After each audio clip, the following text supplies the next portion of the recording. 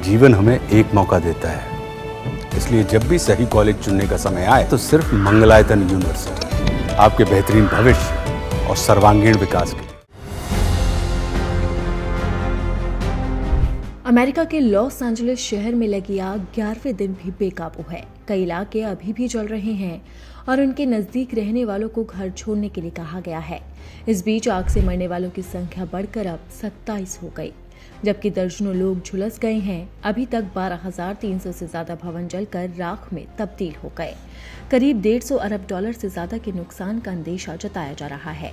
Los Angeles के Palisades इलाके में आग से सबसे ज्यादा बर्बादी हुई है। जंगल के किनारे के इस इलाके में 7 जनवरी को आग लगी थी, जो अभी तक बुझाई नहीं जा सकी है। ऐसा लगता है जैसे मानो दुनिया का सबसे ताकतवर देश अमेरिका इस आग के आगे बेबस नजर आ रहा है।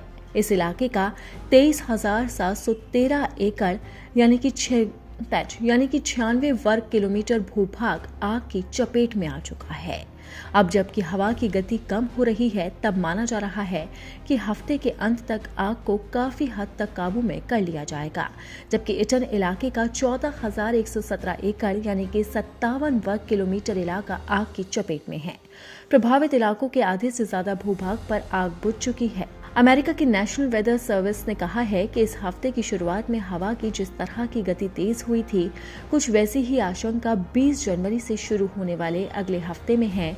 अगर सोमवार मंगलवार को कैलिफोर्निया में आग की गति तेज हुई तो आग फैलने का खतरा एक बार फिर से बढ़ जाएगा। लेकिन अभी उस स्थिति के 3 दिन बाकी हैं। इस अवधि में इटन में आग बुझाई जा सकती है और पैलिसेड्स में आग फैलने के खतरे कम किए जा सकते हैं। लॉस एंजलिस क्षेत्र में जंगल की आग तबाही मचा रही है। इसके दुष्परिणाम से बचने के लिए कैलिफोर्निया के लोग एक बार फिर जलवायु सुपर फंड कानून बनाने की मांग कर रहे हैं। इससे पहले वामेट और न्यूयॉर्क ने जलवायु सुपर फंड कानून लागू किया है। इसके तहत ऊर्जा कंपनियों को भीषण गर्मी और जलवायु परिवर्तन से निपटने में मदद के लिए भुगतान करना आवश्यक होगा।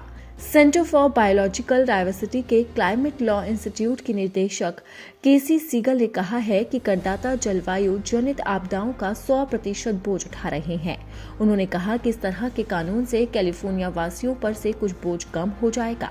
अब सवाल उठता है कि इस नए कानून से तेल कंपनियां आने वाली चुनौतियों से बच पाएंगी। इसके विरोध में पिछले महीने यूएस चैम्बर ऑफ कॉमर्स और अमेरिका पेट्रोलियम इंस्टीट्यूट द्वारा वामेट संघीय न्यायालय में मुकदमा दायर किया गया था। मुकदमे में न्यायालय से वामेट के कानून को रोकने की मांग की गई है। इसमें तर्क दिया गया था कि वो असंवैधानिक, अतार्किक और मनमाना दंड लगा रहा है।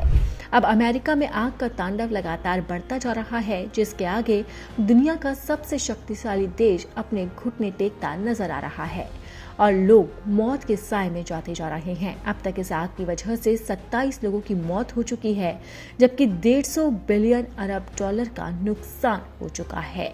यह अमेरिका में विनाश लीला की तस्वीर है।